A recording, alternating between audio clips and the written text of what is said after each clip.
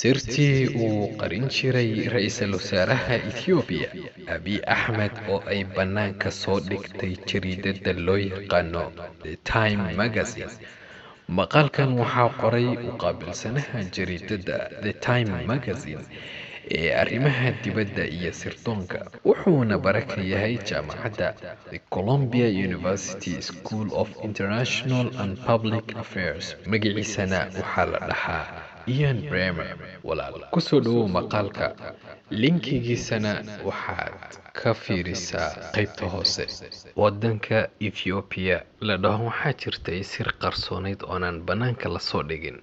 Shacabka Ethiopia degana dhammaantood way wada dareensanayeen sida wax u socdo markii loo fiiriyo inay jirto wax badan oo dadka laga qarinayo.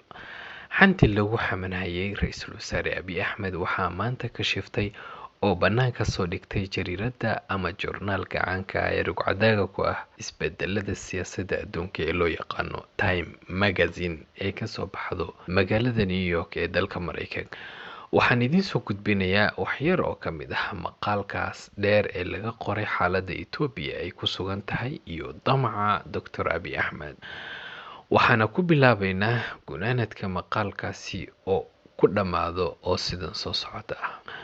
Yoolka ugu weyn ee ugu dambeeya ee uu rabo Abiy Ahmed ra'iisul wasaaraha Ethiopia waxa weeye inuu Ethiopia ka fogeeyo siyaasadda ku salaysan qowmiyadaha. Wuxuuna rabaa inuu Ethiopia ka dhigo wax ku dhow secular federalism oo ah federaalka calmaaniga ah sida kuwa ka jira dunida inteeda kale. Wuxuu yiri asagoo sii wata hadalkaasi, balo fiirso, ma cadda inay dadka Ethiopiaanka ah ay sidaas rabaan, mana caddo intaas lagu gaari karo qaab dimuqraadi ah. Waa meeshaas maxaa kaaga soo baxay dhageyste. Waxaa iska cad in qaab xoog ah lagu marsiin rabo dadka Ethiopia inay baabi'iyaan dowlad goboleedyada qowmiga ah ee Ethiopia ka jiro. Maqaalkan waxaa lagu xusay in ra'iisul wasaare Abiy Ahmed uu taageero xad dhaaf ah ku heli lahaa haddii uu ku socon lahaa siyaasadda ku salaysan ethnic federalismka, kaasoo uu taageero badan kaga heli lahaa qowmiyadiisa Oromada ee ugu tirada badan. Laakiinse taas waxa uu ka doorbiday inuu Ethiopia u dhiso dowlad dhexe oo xoog badan oo u baabi'iyo siyaasadda ku salaysan qowmiyadaha.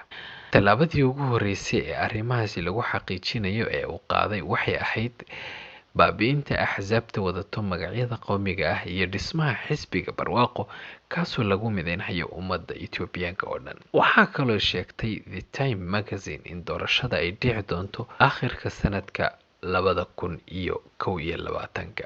Waxaa kaloo ay sheegtay saxiifadaasi in xaaladda la dejin doono intaasi wixii ka horeeyo ee doorashada intaan la gaadhin. Isbedeladaasna waxaa la samayn doonaa doorashada ka bacdi.